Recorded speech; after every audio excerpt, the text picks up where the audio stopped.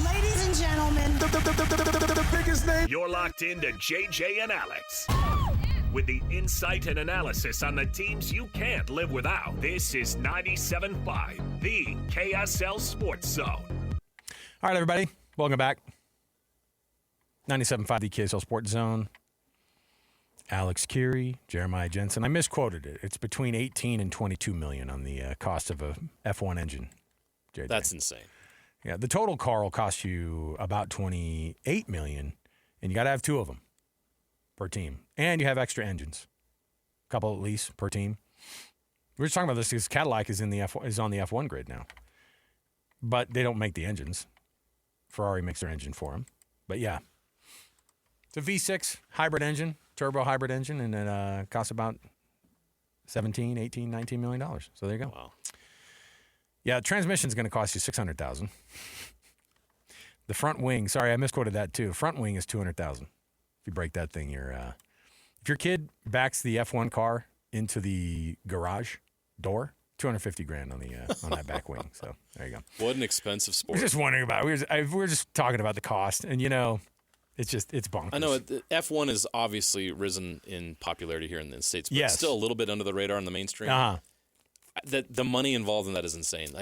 Don't even understand it. I They can't have comprehend it. two engines sitting in the That trucks. tells you how important it is. They have and two how engines big it sitting is in the trucks per internationally. car. So inside their Wow. trucks, they're carrying $200 million of cars and parts and stuff like that. So there you go. And all they have to do is ship it across the world every week. It's no problem. So there you go. All right. Wow. Oh man, the tank has become the talk, and it's unfortunate that that the Utah Jazz are having to become the example across the league. Let's kick off the program here and chat with one of our experts, of course, here is going to enlighten us a little bit more. Ben Anderson, Utah Jazz insider for KSLSports.com. The cut starts right now. It's time for the biggest story of the day. This is what made the cut with JJ and Alex on 97.5, the KSL Sports Zone. Ben, I know you're probably sick of it, and I know we certainly are kind of getting there, but the Jazz getting the $500,000 fine, the subsequent tweets that go out from Ryan Smith last night, it was one for the ages to watch on X last night. It was lots of fun, at least for me, to see the back and forth. It was good, I think, for Jazz fans to see their owner standing up. What were your thoughts on that $500,000 fine for the Jazz and the Pacers? And why aren't other teams getting hit with this? Yeah, I was a little confused by it, in all honesty, and not confused because I do think it's clear the Jazz are trying to lose games to improve their draft pick. Like, that's not a secret to anybody. It's obviously what's happening. But honestly, the NBA treating the Jazz's loss to the Orlando Magic the same way they treated a win over Miami is bizarre to me. And look, tanking is the definition of one thing. It's losing games, right? To tank, you have to lose. So for the Jazz to get hit with a fine that's similar or identical for a game that they won, even if, yes, they weren't playing their starting players at the end of the game or in the fourth quarter, but they win, to be deemed the same as losing, I guess it kind of says to me that the NBA is no longer really worried about winning and losing. They're worried about who's on the court. And I think that's a totally different conversation, and that kind of turns the NBA from competition to a TV show. Ben, you cover this sport really well, that things don't happen randomly. Like, the league is very calculated. The commissioner's very calculated. Media companies do things for a reason. Why are the Jazz being targeted when multiple teams right now in the league are doing this, and multiple teams have done this in the past, and multiple teams have done it successfully? Why now? Why the Utah Jazz? Yeah, it's really funny that there's been this contingent of ESPN personalities that have gone after the Jazz, because it's not like the Jazz are playing on ESPN. This is not harming ESPN's ratings in the slightest. Nobody cares if the Jazz sit players for the most part because they're not going to be on national TV. But the person who should care is probably the Oklahoma City Thunder, and it does seem like that might be who's looking at what the Jazz are doing and wanting the NBA to enforce the rules to make sure that the Jazz don't tank enough games to guarantee that they hold on to their draft pick and Oklahoma City doesn't have a chance at it. And this is something Oklahoma City dealt with last year as well. They needed the first-round pick of the Philadelphia 76ers to fall outside of the top six. And if it was 7 through wherever in the first round, it would have gone to OKC. But the 76ers were able to tank late in the season and hold on to it, and they held onto their pick. And the OKC Thunder missed out on that one. I believe it was the Thunder who missed out on the pick. I'm almost positive it was. And now they're going through it again. with the Jazz here. So I'm sure after making a couple of trades to get these high-value lottery-protected picks, they're frustrated that they might not see either of them when that's kind of how they've built this championship team and been able to maintain it. I mean, obviously, people are looking and they see the hypocrisy, I think, across the board too, and they go, look, all these other teams are doing it. But what I think the league has a lot of power to be able to try to fix some of these things. And so do you think there are actual discussions? Obviously, we won't know exactly, but what kind of things could they do to actually fix this? Because the Jazz certainly don't want to be in this position either. This front office doesn't love what this looks like. This fan base doesn't know, has had to deal with something totally different over the past few years with this team, and it doesn't feel good. And yet the promise of turning it around has to do with this very thing. But how does the league fix this? Well, honestly, I mean, the problem is that tanking works. I mean, that's just flat out the biggest issue, is that getting good players at the top of the draft is the best way to improve your team quickly. And I don't have to go through the list of names of it. It's obvious. You get a good player at the top of the draft, your team is good for a very long time, and that's the value there. So you probably have to get rid of the lottery, or at least the lottery as it's currently formatted. And maybe the simplest solution is the easiest, and that's just to say, well, every team, all 30, playoff teams included, have the same 3% chance of winning the lottery. And you just do 1 through 30 in that order is picked by the lottery. It's not just the top 4. It's all 30 teams. And at that point, what incentive does anyone have to lose games? You might as well try to win. Now, the problem is that the bad teams, if they don't get a high pick randomly with that 3% chance, aren't going to improve, and they're going to have a harder time building year after year after year. And the NBA would face backlash if the Boston Celtics win a title in 2024 or whatever it is, and then win the top 3 pick. I mean, it's the rich getting richer. But if you want truly fair, and that's how you want the lottery to look, or you want the draft to look, that's the easiest way to do it, and it will stop teams from tanking because there's truly no incentive at that point. It's not just the tanking that I think irked people with the Jazz. It's how they were doing it, which is smart, but sitting out players in the fourth quarter, star players, and having a lead and then blowing the lead on purpose. How much does the betting aspect have to do with this as well? And ESPN and the NBA also being in bed with some of these betting companies, is that playing a role in some of the backlash? I don't know how it wouldn't. And I don't know so much if it's behind the scenes of, there's somebody who owns a casino or a sports book somewhere that is reaching out to the NBA and saying, hey, we're losing all this money because people are betting on unders, and then Lauri Markkanen doesn't play the fourth quarter, and so all these teams are hitting their unders and we're losing money. But I do think, you guys are on Twitter. You've also heard athletes talk.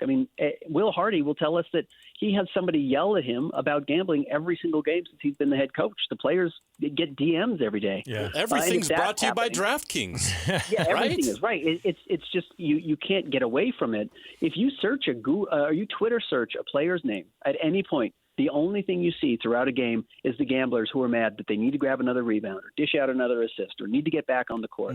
So I don't think it's necessarily like one person behind the scenes who runs a sports book is saying, oh, this is a problem for my gambling. I think it's just the overall noise over and over and over, this campaign of fans that are gamblers or sports bettors that just never stop, and that's taken over the entire conversation, the entire narrative, that probably weighs on people more than, yes, whoever it is that owns the casino that's mad about it.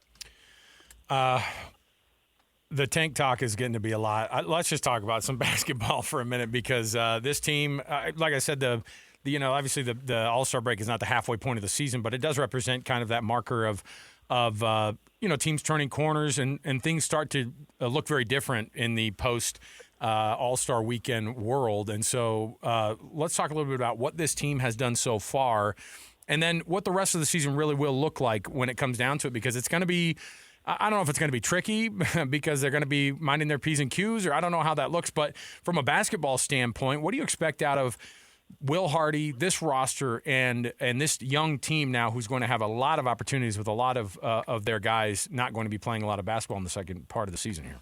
Yeah, I think you're going to see a real emphasis on the youth movement again.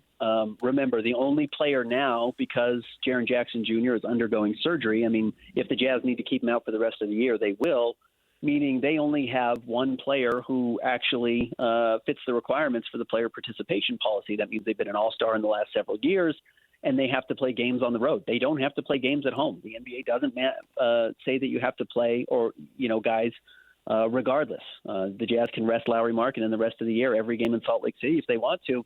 And after what happened, getting fined, if I were the Jazz, I would do it. I would say, fine, we're going to play by your rules to a T, and we're going to do exactly what you want, but you're not going to see Lauri Markkanen in Salt Lake City for another game because it does behoove the Jazz so much to hold on to their pick. So that hurts Jazz fans. There's no question about it. If you're a season ticket holder or you're a fan who was waiting to go to a game later in the season and you don't see Lauri in Salt Lake City, that would be difficult. But that's kind of what I'm expecting to see at this point. So it's going to be a lot of the young players. Now, the good news is, as we saw in Miami, young players can win games. The young players are pretty fun to watch. So you've got Ace Bailey and you've got Bryce Sensabaugh, and Isaiah Collier, I think, has really turned a corner. But I've kind of said this a few times. It's kind of the Hunger Games right now. Yeah. You look at next year's rotation, the top 5 is set. I mean, if Walker Kessler comes back, which is the full expectation, it's going to be Keontae George, Ace Bailey, Lauri Markkanen, Jaren Jackson Jr., and Walker Kessler. Coming off the bench, it's going to be Isaiah Collier. It's probably going to be whoever they get with this top 8 draft pick. That's 2 of the spots. There's only 3 more spots open, and it's going to go to a veteran, probably like Vince Williams or Svi Mikhailuk, who are both under contract next year on very low deals. I'd expect the Jazz to bring them back, meaning there might be 1 spot or 2 spots. So Cody Williams, Bryce Sensabaugh, Kyle Filipowski, you guys have now 27 games to prove that you should be a part of the future, and that's kind of the thing I'm watching. We got to see Jaren Jackson Jr. in 3 games in a Jazz uniform before he was shut down with the knee tumor. What did we learn in those 3 games? I think some of it is going to be hard to actually parse out once the games matter because the Jazz ran into some teams during the dog days of the NBA, which is that last week leading up to the All-Star game. Teams didn't really know how to prepare for the Jazz, so they weren't scouted particularly well. And then again, we only saw them for 3 quarters in all 3 games because the Jazz also didn't have to play their starters against the Kings because that game was such a blowout. So I think some of the defensive numbers that looked so good were probably inflated. I think the energy that all the players were playing with is not going to be there every night, especially over 82 games. But everybody was exuberant about not having to, continue this kind of downward tumble. They see the light at the end of the tunnel. So I just think there's some natural exuberance that's coming through on the court. So what we actually see next year will look different than that. But what I was surprised at is that I think immediately Jaren Jackson Jr. stepped in and was the Jazz's best player. And I think that is pretty revealing.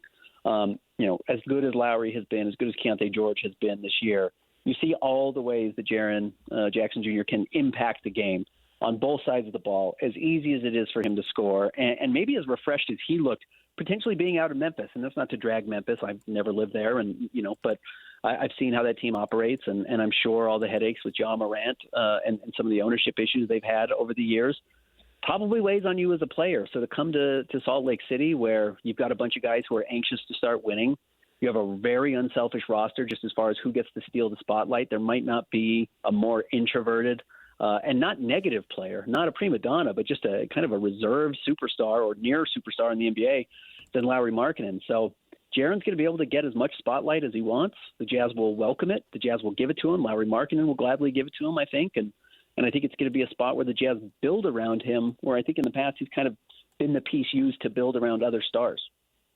When you see the rest of these guys, like you said, the Hunger Games and the idea of trying to, basically putting a tryout together and figuring this thing out, you're putting together a roster and you see these guys like your Bryce Sensabaughs, like your Kyle Filipowskis, who are on that list of guys who are trying to make that move to be a significant role player in whatever this team looks like going forward. How would you assess those guys? Because they seem like they are growing up before our very eyes, especially Flip. I think he's I think he got pushed around a lot. I think he still gets kind of pushed around a lot, but at the same time, like he's developed into quite a nice player. And which ones of these guys you look at and you go, I'd love to see them still on this roster, whatever that group of 15 that looks like sitting on the bench going forward beginning next year? Yeah, it's difficult because when the Jazz were drafting Bryce Sensabaugh and Kyle Filipowski, as much as they were taking quote-unquote best player available, it's pretty notable that they were drafting offensive players in later in the first rounds of these drafts. And maybe that's just they thought they had the best chance to stick. And I think they make good picks. I mean, Bryce and Kyle Filipowski have both shown there's a real pathway for them to become NBA players. Same could be said for Isaiah Collier. So the difficulty is now what I think the Jazz were looking for, which was, hey, can one of these guys turn into a star? Can one of these guys turn into a major offensive piece? I think that conversation has totally changed. And now you look around the NBA, and it's not because the NBA changed, but because what the Jazz need from them has changed. the Jazz need two-way players. I mean, the Jazz really badly need guys who are going to come on the court and support the offensive players. And Jaren Jackson Jr. plays both sides of the floor, and that's excellent. But Lowry is mostly an offensive player. Keontae George is mostly an offensive player, and they've both got to get better defensively if the Jazz ever want to win a championship. But you're going to have guys who come in that don't replicate some of their flaws, which is on the defensive end. So you're going to need two-way players. So, I look at Bryce and his ability to score the ball, and I just think that's going to be redundant on what the Jazz have. And not that shooting doesn't always matter and spacing around those guys doesn't help. But the same can be said for Kyle Filipowski. Like, offense is great, but the Jazz have offense in their front court. What can you do defensively? And that might be where, weirdly, coming up from the back is Cody Williams surprising everybody and maybe becoming somewhat integral on the roster off the bench because he's got great length. He's always getting deflections. He blocks a lot of shots suddenly, and he's really kind of only figuring it out now. If he continues his current trajectory of improvement, like, there's a chance he is the more valuable ninth man, even if he's not necessarily like the most skilled player. Because sometimes you need to have guys who really lean into roles, and that role might be how much can you do on both ends of the floor.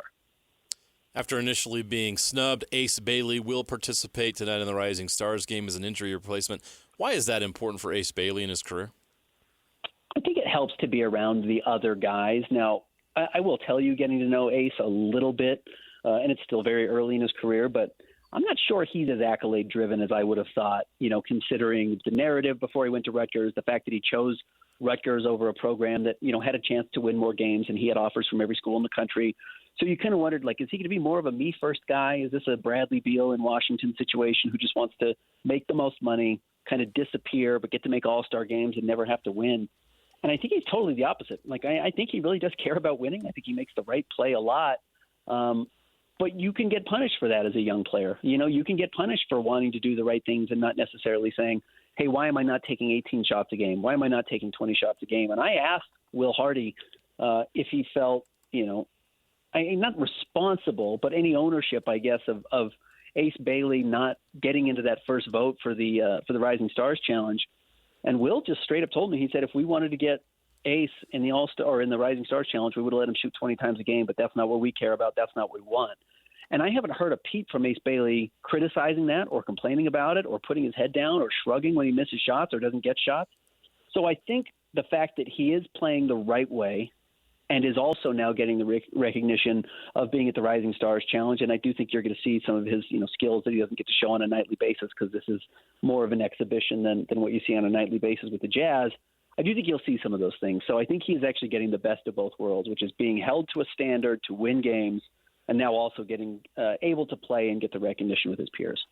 The All-Star weekend is, unless it's right here, sometimes it loses some of that shine. I think is the NBA All-Star weekend like ever in danger of kind of getting to the point where it becomes kind of an embarrassing this ordeal that the NFL has started to get into, the Pro Bowl, which doesn't mean anything? Is it ever going to get to that point, or is there a way for them to try to get a little bit more creative? I know they've tried so many dang things, but what is the future of the All-Star game? And then with all these big names that are these are a lot of awesome names that are on both of these rosters in the East and West, but the game feels like it loses its luster more and more every year. Yeah, and it's going to be worse this year. This round robin 4-team or 3-team, 2 American, 1 international roster is it's going to be silly. And if they wanted to just do 12 international players versus 12 American players, I think that would have worked better. But splitting it up into 3 teams and having this competition is just it's such a miss in my opinion. And look, we'll see. I'll be open-minded about it and see what it actually looks like on Sunday night. But the NBA All-Star Game, the myth is that it was ever good. And we can go back to the 90s and you can find the game here in Salt Lake City and be like, wow, I really remember that game. Do you remember the other games? Do you remember where it was the year before that or the year after that? Do you remember that there were 150 to 110 scores in the 90s? Like, that did happen too. But our nostalgia allows us to remember either it was in my city or my favorite player was in the game or the one game I remember was really great. And then you say it was great and you build it up and you enjoy it. And the truth is, maybe you only get a good game every 2 or 3 years. I actually think that's exactly what had been happening for the last decade. We were getting a good game once every 3rd year, once every 4th year, but the kid who grew up watching it or it was in his city will remember that forever. And we're trying to make this exhibition, this lasting event year after year that people are going to care about. And it's just It never was that. It's never going to be that. Nobody's ever going to care about it that way. And continuing to monkey with it is only making it worse. And this is a running theme now with Adam Silver's NBA. He keeps trying to fix things. He keeps trying to fix things that don't necessarily need to be fixed. They just need to be allowed to pass. And I'm pretty curious why he gets kind of fixated on these issues. And I think some of it is because the narrative is so loud on social media. Ben will be live tweeting the entire NBA All-Star game this weekend, so go ahead. Can't wait for every detail of the Rising Stars game. I don't want to sign you up for that deal. But at the same time, I think we all be watching kind of a little bit and go, I wonder if they can get to 200 in these games, or if maybe the matchups do end up being more fun than we might think. I'm looking forward to it. But Ben, thanks for dipping in on this whole thing, and thanks for always helping us out and getting us through this season with the Utah Jazz and trying to figure all this out, man. Anytime, guys. There you go, Ben Anderson. Some programming notes for you if you are interested in the NBA All-Star Weekend competitions. On KSL 5 television. Yes. So the Rising Stars game tonight is at 7 p.m. Mountain Time. You can watch it on Peacock. That is streaming on Peacock. But this weekend, this is going to be a little different because you're used to watching it in the evening. NBA All-Star Weekend Saturday night is actually at 3 p.m. Mountain Time. I think that has a lot to do with the Olympics on KSL. And then the NBA All-Star Game itself is 3 p.m. on Sunday. So if you're looking for it in the evenings, Saturday and Sunday, you're going to be very disappointed. It's at 3 p.m. Saturday and 3 p.m. Sunday on KSL 5. Okay, there you go. I mean, I didn't want to dog, the NBC coverage of this. You're thing. a company guy. I'll toe the line, man. I'll be the guy. You know, I'll be there for you. So there you go. Plus, you know what? That's KSL, sandwiched in the Olympic sandwich, the All-Star competition. And KSL Sports Live, of course, gonna have lots. I'll tell you what you do get. 6 o'clock Saturday. I'll be there. I'll tell you what you do get on these All-Star weekends. No days off. Yeah. I'll tell you what you do get on this All-Star weekend. Highlights you will not lack. There'll be some lowlights too. You go, was that supposed to be a lob? A lot of dunks and 40-foot shots. Yeah. A lot of guys in their 40s. Well, one guy in his 40s. Kind of loafing it down the court. Remember when, it's turned into this too. Guys will be like throwing up alley-oops and the other guy's not watching, and you just see balls float through the air. Yeah. And you go, okay. Oops. Fine. I'm sure they'll get that one back. It's okay. All right. Let's take another break here. We'll come back when we return. Tons to go on the program on a Friday. We're getting you through this whole thing. We've got a NFL power rankings now that the season's over. Might be surprised on some of these teams where they ended up. This is the final ranking of this season, by the way. It's not just as easy as saying, well, Seahawks 1, Pats 2. Or is it? Stay here, 97.5, the KSL Sports Zone. All the latest news and notes from the league and the locals in the NFL. JJ and Alex bring you the NFL Blitz on 97.5, the KSL Sports Zone. Welcome back, everybody. JJ and Alex, 97.5 the KSL Sports Zone. Of course, you know what that music means. Some NFL talk. Oh, yeah. Yeah, we're less than a week removed from the Super Bowl, but we still have thoughts. And we can talk about where your team is going to finish next year. We'll be happy to tell you where your team's going to finish next year. Okay? The KSL Sports Zone and Beehive Meals are honoring people that impact the youth sports in your communities. Nominate a youth sports volunteer in your neck of the woods for the Beehive Meals Hero of the Week at KSLSports.com/contests. Listen every Thursday. JJ and I read those winners off, and Beehive Meals pitches in $250 for them to spend with them, and we put you all over the socials, and it's awesome to be able to honor those people who do a great job in our community as youth sports volunteers. It's the Beehive Meals Hero of the Week. I saw this, and I thought, well, that's funny. A power rankings for the end of the year. Now, power rankings are subjective, of course, in the NFL, but I think that some people may feel the same way as to where this thing landed. It's not as easy, JJ, as just saying, yeah, the Seahawks are the number one team in the NFL. They won the Super Bowl, and so they deserve that. However, not many people feel like that the Patriots were the number 2 team in the NFL this year at the end of everything. This is the final power ranking. So without even revealing what those are,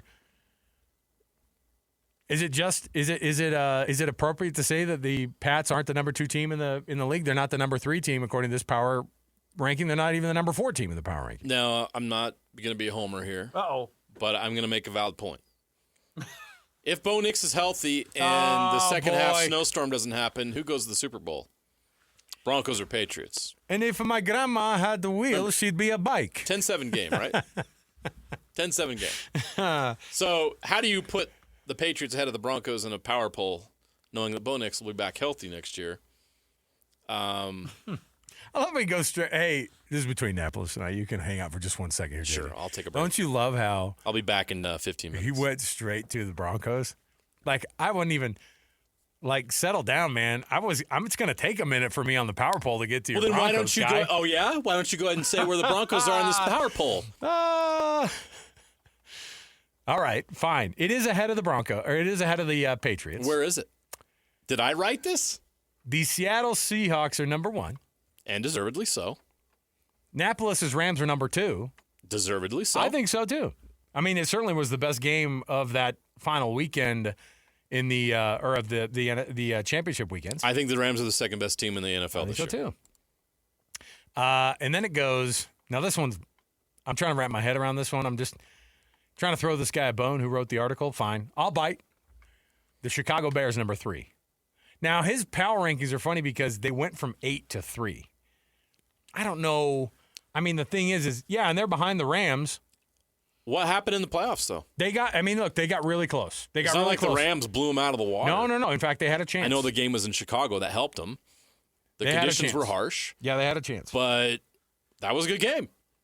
And Bears the at 3. Bears have a lot of guys coming back. I don't totally hate it, but fine. It was what it was. But because, listen, the teams that I think were supposed to be toward the top, they just weren't. The Bills. The Lions fell off. The Vikings fell off a cliff. The 49ers, we thought were going to be there. Too many injuries. The Eagles didn't even finish in the top 10 of the power rankings. The reigning champs. Yeah, so they were disappointing. That's how it works, right? So Seattle 1, LA 2, the Bears 3, your Broncos at number 4. Now, we should all congratulate the Broncos because we can all get together. It's that meme of, hey, Dylan. It's Arnold and Carl Weathers coming together on this one thing to say, thank you for ending Kansas City's 9-year AFC West reign. The Wicked Witch is dead. So there you go. Oh, Parker, get out. Come on. You've had your time. Get out of the booth and go hang out with Rusty over at somebody else FM 100. Let somebody else have their day. Go hang out with Rusty. The Pats ended at 5. I've never seen a Super Bowl winner be less respected in the final polls. They could have put them at 3, and I would have been like, okay, they've got to the Super Bowl. They won the games. Yeah, but we all saw. We're not dumb.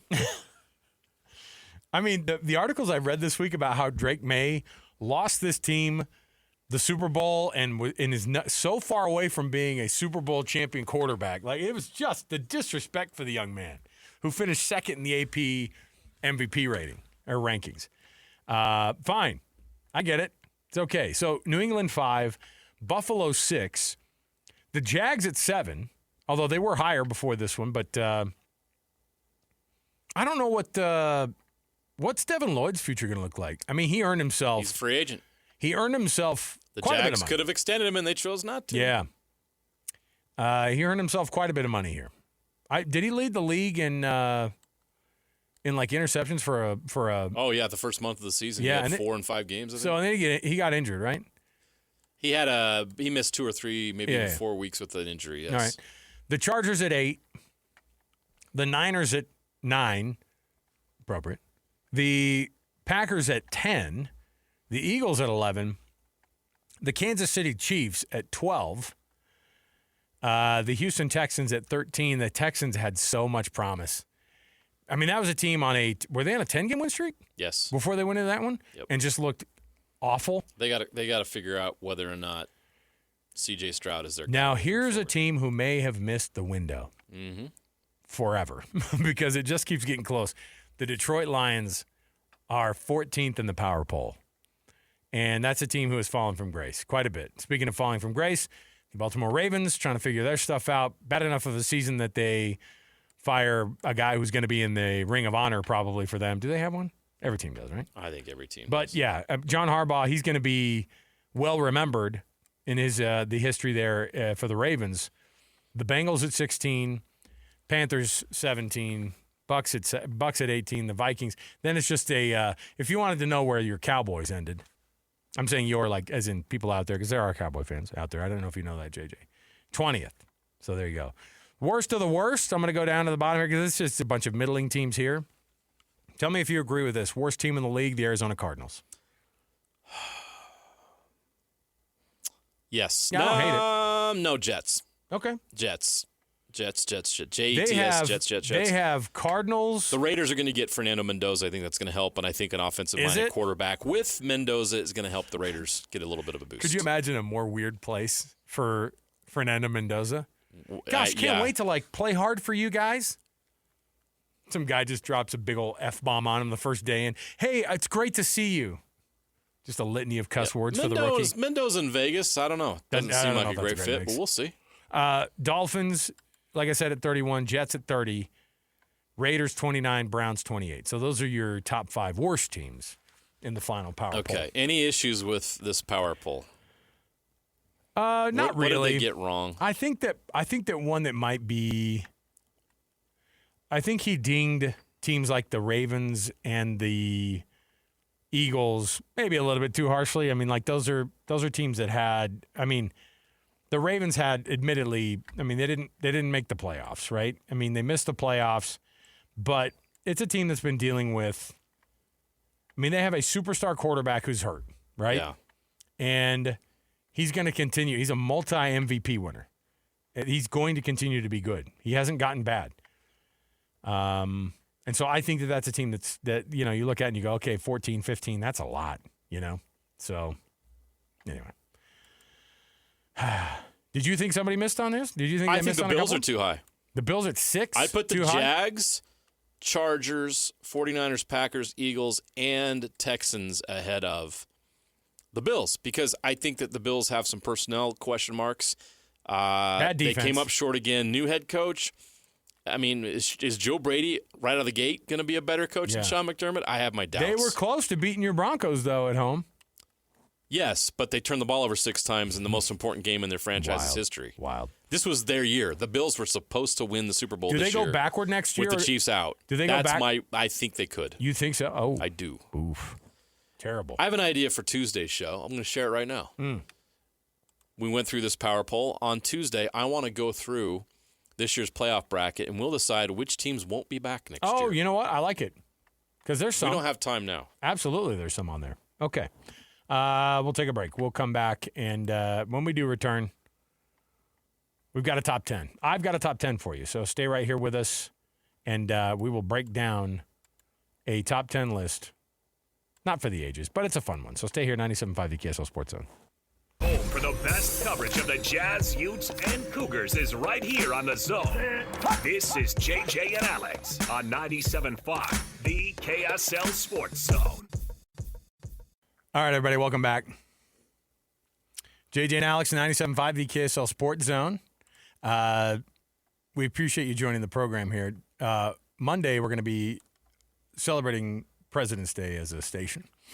So respect our celebration, please. And you know what? Just go out and do your own. I mean, because it's one of those things that I think that we should all enjoy a President's Day, okay? And buy a washer and dryer set. Or a big screen TV. Hey. It's not just for Super Bowl weekend, okay? Those deals are to be had. And if you really love your spouse, you get them a new TV. All right? So I wanted to go through and I wanted to see some of the I did the top Olympic sports or the top Winter Olympic sports by TV ratings. And this one, we're going to go to the other direction because everybody was like, oh, come on. Like, those people don't even watch those. So I've got now in front of me the most watched summer games by their TV ratings. And so I want you to get them as close to an order as you can, okay? So all-time TV ratings for the Summer Olympics? TV ratings, Summer Olympics. The All summer, time. the Summer Olympics edition. Because I was wondering too, and you could probably see this too, but like the Summer Olympics must be watched a lot more heavily than the Winter Olympics. Even though we love the Winter Olympics, and I've got my TV is on the Olympics all the time during this thing. And my kids like more watch it. countries participate, more athletes participate in the Summer Games. Than Yeah, the so it's a Winter lot. Games. Yeah, so it's more. Okay. Top 10 Summer Olympic sports by TV ratings and viewership. Olympic sports Yeah, I mean events, whatever you want. events. Okay, Yeah. not like 2008 or 2012. No, and not like like and not, the actual sport right, itself. and not just like the 100 meters. No. Okay, Like okay. these are kind of overarching. So I'm trying to pick the top sports. 10 most watched events right. in the Yeah, Summer Olympics. by the sport basically. Yes. Yes, just Okay. Napolis is like, oh boy, I don't know if I know any of these. On your mark, get set, go. Swimming, Ding. Olympics, Olympics. Ding. Gymnastics is what I meant to say. Gymnastics, Ding. track and field, Ding. volleyball, Ding. basketball, Ding. judo. Oh, Oh no, just soccer. just outside the top Soccer. 10. Ding. Okay. What else do we got? Oh man, I've already done track and field, Mm-hmm. swimming, gymnastics, basketball, fencing, table tennis. Ding. Got it. What other Summer Olympic events am I missing? I think you're only missing 2 now. I'm only missing 2. No, 3. Sorry, I need 3 more. you need 3. Oh, I got to dig deep here. 6, 7, and 9. 6, 7, and 9. Mm. Oh man, what am I missing here? Softball? No. Meh. Field hockey?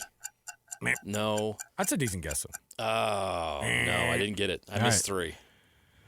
The by the way, this one has watched more than soccer, football, diving. Oh yeah, I've said swimming, and I just Oh, you grouped lumped in, it but together. That's my bad. They are separate. Greg Louganis. They are separate. Greg Louganis was Oh, of course. firmly a diver, not a swimmer.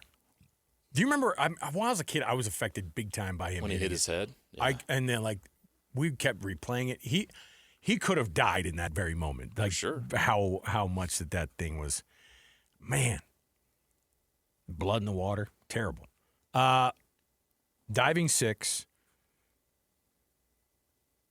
Another one in front of soccer, but soccer people don't love the Olympic soccer. It's not great because it's all. And correct me if I'm wrong. They all have to be 23 and under, right? All under 23 players. And nobody likes that. You do get like 1 or 2 that you can call up that are like over. Oh, really? Yeah, it's not. But they're not like. I mean, Messi's not playing. Messi hasn't been able to play in like the last 3 Olympics, probably. No, it's because all of his under age. 23 guys. That's weird. Look, just go the full. If you're gonna make it fun, do that. Yeah. Just have it be everybody. Rugby. Oh yes. Yeah. And we had some great rugby moments in the last games. And then finally, this one's fun to watch. I love when they do the underwater camera and they're just kicking the crud out of each other. Water polo. Mm-hmm. So I missed water polo, rugby, shame on me, and diving. Diving. Yeah, you got the Dang others. That was good. It was a good showing. I did okay. I thought it was a pretty good showing. 7 out of 10, 70%. Yeah. C's get degrees. So 40% of the viewership go to the big 3: that makes sense. gymnastics, swimming, and track. I've told you that when I covered the Olympics in Tokyo, I couldn't get access, and COVID had a lot to do with it, but swimming, gymnastics, and track and field, you couldn't get access to because it was very exclusive. I had almost unlimited access to some of the best athletes in the world at the basketball event because nobody was there to cover it. Well, they're coming off the court and they're all, is it you? It was me and a guy from New York. We're like, okay, here we go. Okay. I think I remember you saying that Draymond gave you like a Draymond Green like ton gave of me a time. one-on-one. He was awesome. Yeah. He was great. Yeah, well, don't share that too much. I want to still keep the villain role going on. All right? Yeah, sorry. I said Let me nice imagine. things Let me about keep Draymond imagining Green. that. All My right? bad. And then, by the way, the other 2 that are the most like that have gotten the most, that are growing the most in viewership, surfing is now number 12. Interesting. And then rugby shot up the list. It's got like a massive following now, and part of that is because Rugby sevens is awesome. yes, and it's so much more digestible, right? Not like Yes. I mean, it's not like the other The versions games of it. last half hour. It's quick, it's fun to watch, and it's just brutal but athletic. It's all of it. I love the rugby sevens in the Olympics. Okay, We'll come back. We will have a chat here around the corner. Jay Stevens is going to join us, host of Utah Puck Report. Let's talk a little bit of hockey. We'll talk men's hockey, women's hockey in the Olympics, and of course the folks who are playing from the Utah Mammoth across their nations as well. Jay's going to give us a little bit of insight into the hockey world as the NHL's on break for the Olympics. Stay here, 97.5 EKSL Sports Zone.